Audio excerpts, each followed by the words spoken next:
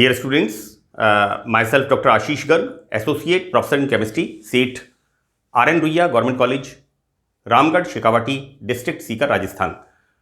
बच्चों, BSc part first second paper organic chemistry हमने topic start किया हुआ है एल्काइल एंड एराइल हैलाइड्स।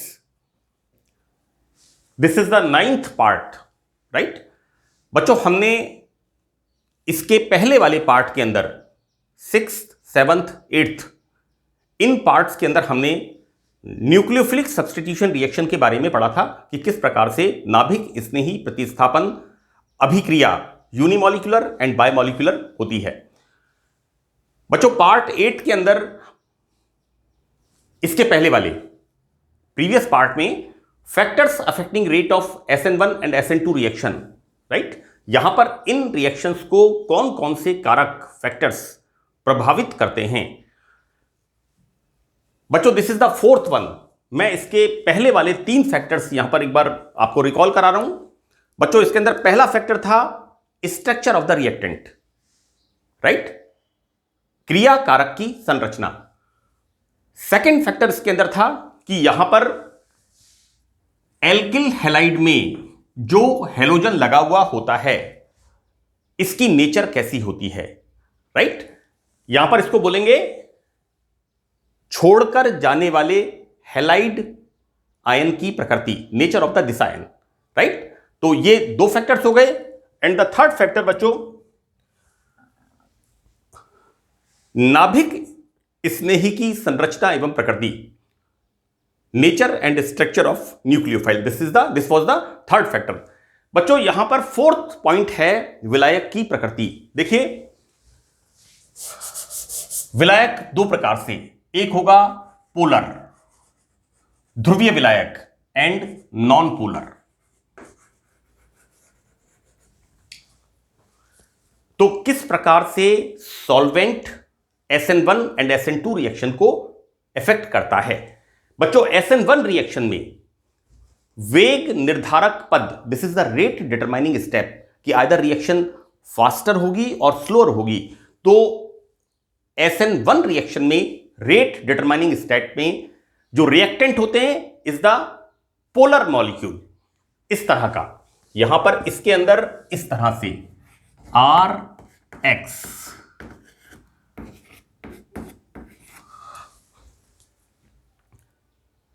और जो प्रोडक्ट होता है बच्चों उसके अंदर R+ एंड Nu-, क्योंकि प्रोडक्ट के अंदर क्या होता है, ये X न्यूक्लियोफाइल से रिप्लेस हो जाता है।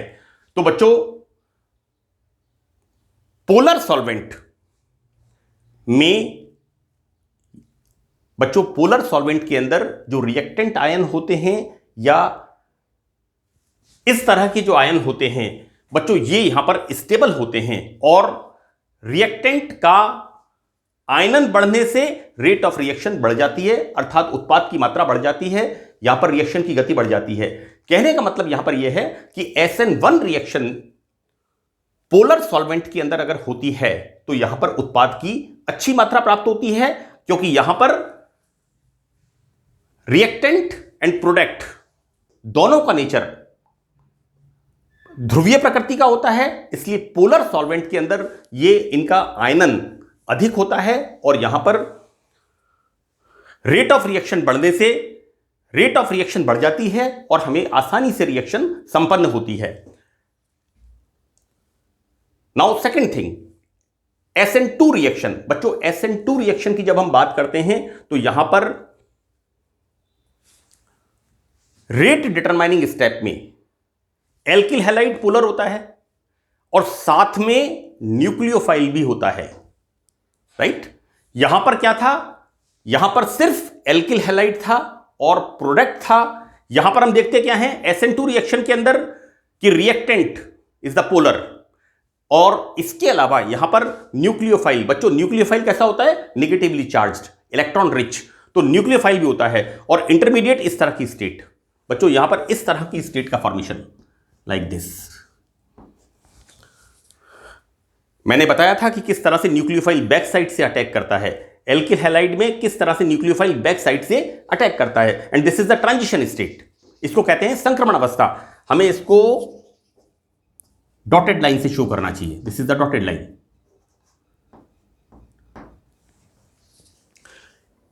बच्चों यहां पर इस इंटरमीडिएट में एक this is the delocalised intermediate state. इस तरह की इंटरमीडिएट स्टेट बनती है। अब देखो बच्चों यहां पर यदि सॉल्वेंट पोलर होगा, राइट, तो रिएक्टेंट सॉल्वेशन से अनस्टेबल होंगे और क्रियाशीलता, यहां पर रिएक्टिविटी कम हो जाती है। इस क्लियर? और हम कंक्लूजन क्या निकालते हैं? हम यहां पर कंक्लूजन क्या निकाल, बच्चों देखिए यहां पर क्या होगा, SN2 रिएक्शन के अंदर, SN2 रिएक्शन में जो ट्रांजिशन स्टेट बनती है वो पोलर बनती है, और अगर सॉल्वेंट हमारा पोलर होगा, आयनिक सॉल्वेंट होगा, तो ये ट्रांजिशन स्टेट उसके अंदर स्टेबल होगी और प्रोडक्ट नहीं बनेगा। इसलिए यहां पर बिल्कुल लिखा है क्रियाशीलता कम हो जाती है, रिएक्टिविटी लेस हो जाती है।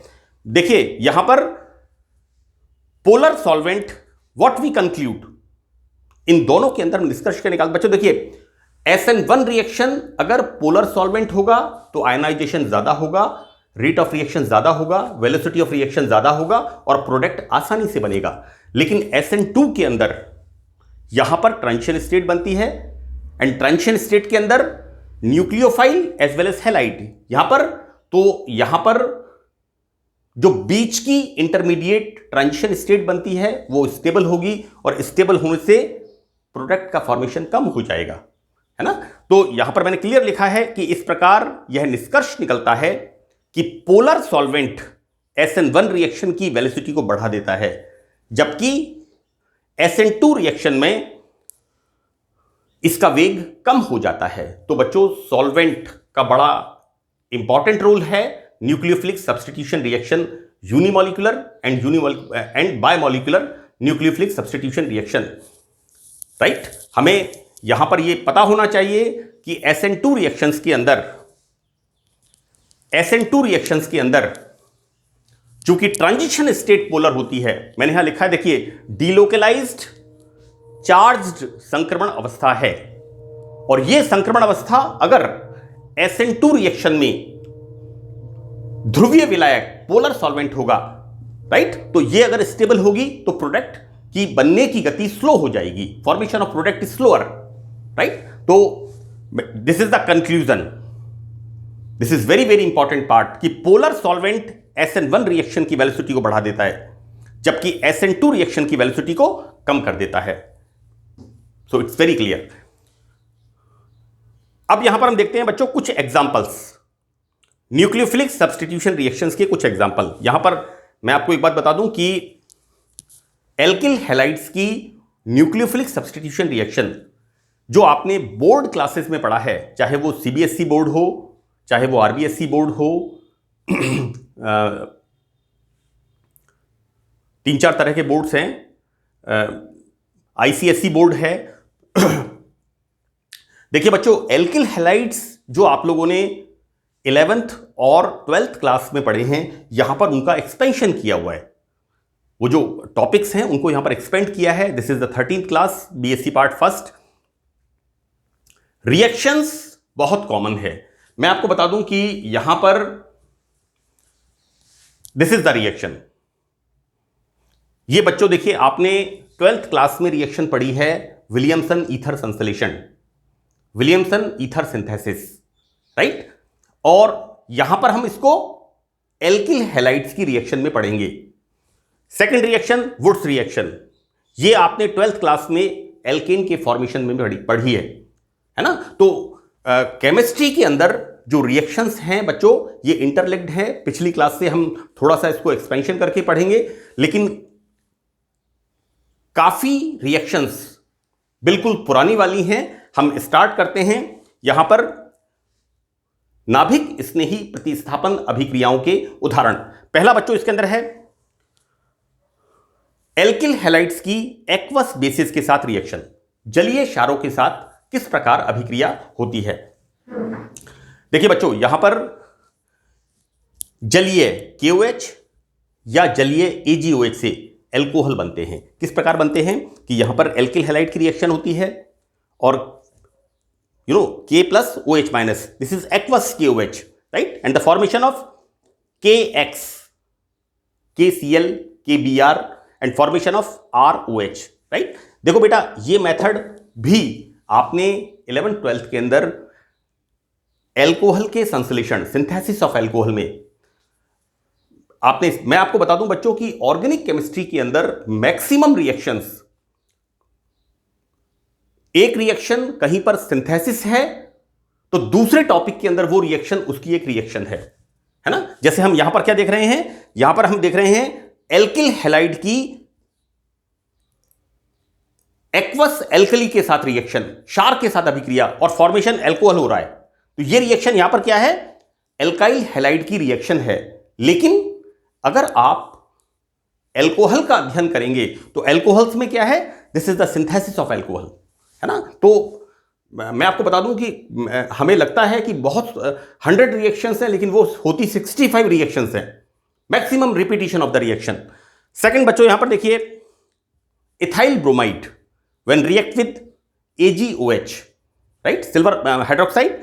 तो बच्चों यहां पर what we are doing, this silver oxide in aqueous solution, बच्चों बनता क्या है, this is the formation of ethanol and formation of AgCl और AgBr, whatever it is, जिस प्रकार का हमने एल्किल हैलाइड लिया है। तो here formation of ethanol plus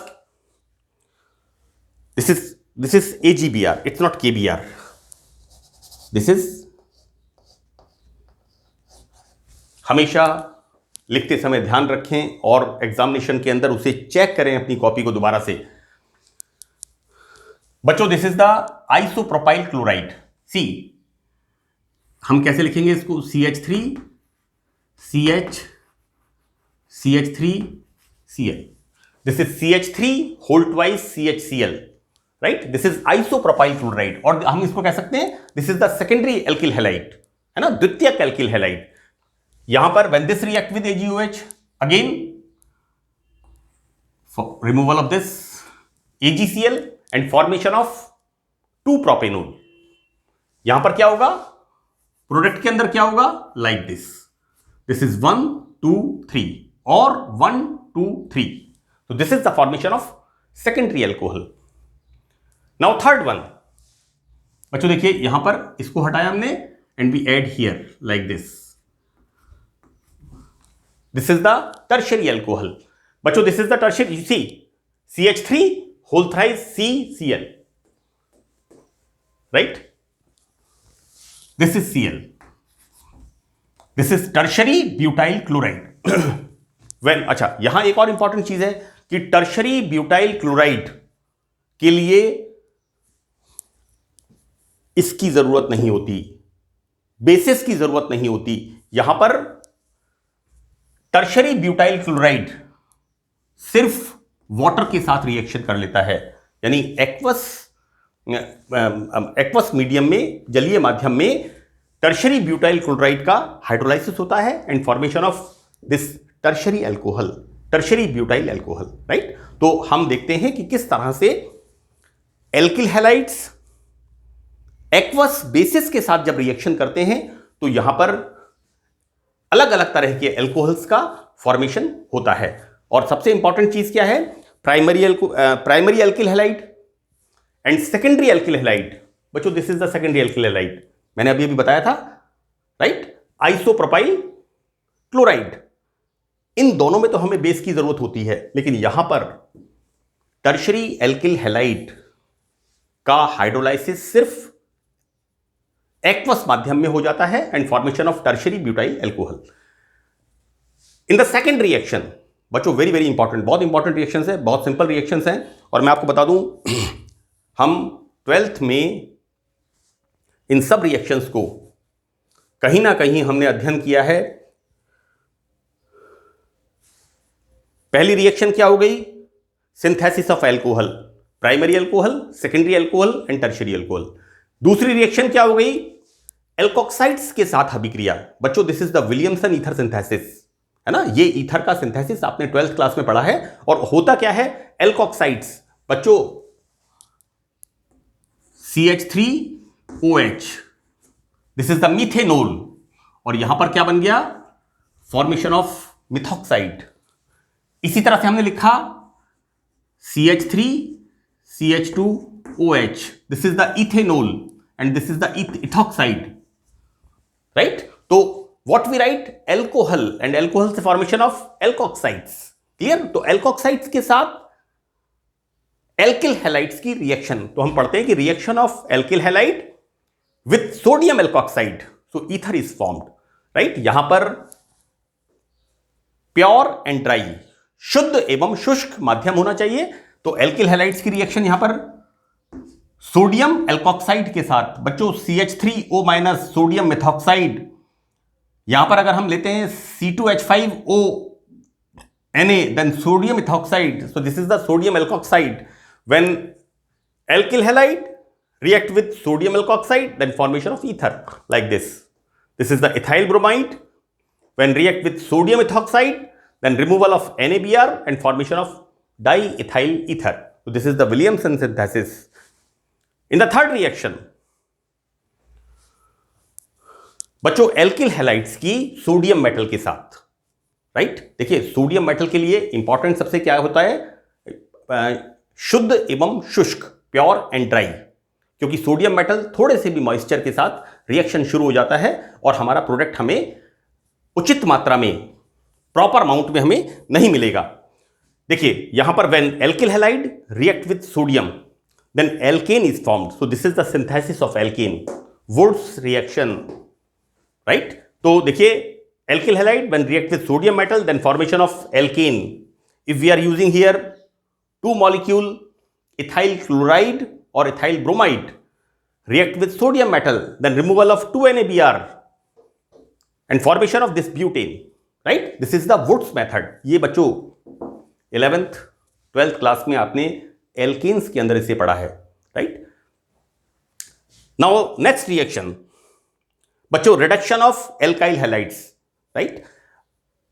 अपचयन, alkyl halides का अपचयन। देखो बेटा एल्किल हैलाइड्स की जब अपचयन की बात करते हैं तो एक तो हम बात करते हैं हाइड्रोजन, दूसरा कैटलिस्ट लाइक मेटल, और तीसरा लिथियम एल्यूमिनियम हाइड्राइड और sodium borohydride. So these are we are using reducing reagents, either metal, hydrogen, मैंने यहां पर लिखा है lithium aluminium hydride. Commonly we are using alkyl halides के रिडक्शन के लिए what we are using commonly, hydrogen plus catalyst like platinum and palladium और lithium aluminium hydride. So commonly we are using this. यहां पर बच्चों देखिए कि alkyl halide metal catalyst hydrogen और लिथियम से अपचयित होकर, रिड्यूस्ड होकर उतने ही कार्बन वाले एल्केन बनाते हैं। बच्चों हम यहां लेते हैं इथाइल ब्रोमाइड, क्लियर। तो अब इथाइल ब्रोमाइड का रिडक्शन होगा,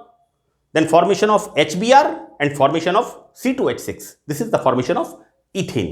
तो इस तरह से बच्चों मैंने यहां पर कुछ रिएक्शंस एल्किल हैलाइड्स की यहां पर आपको बताई हैं। एल्किल हैलाइड्स की मैंने कुछ रिएक्शंस यहां पर बताई हैं और इनमें मैक्सिमम रिएक्शन, पहली रिएक्शन क्या है, सिंथेसिस ऑफ एल्कोहल, ये आपने 12th स्टैंडर्ड में पढ़ा है, और एल्किल हैलाइड्स में भी आपने इसको 12th स्टैंडर्ड में पढ़ा है। सिंथेसिस ऑफ एल्कोहल में this is the formation of primary alcohol, this is the formation of secondary alcohol and this is the formation of tertiary alcohol, right. Second reaction बच्चों Williamson ether synthesis, ये भी आपने 12th class में पढ़ा है कि किस प्रकार से ईथर का संश्लेषण होता है, right. Third reaction synthesis of alkene, this is the Wurtz reaction, बड़ी कॉमन रिएक्शन है ना, ये भी आपने पढ़ा है।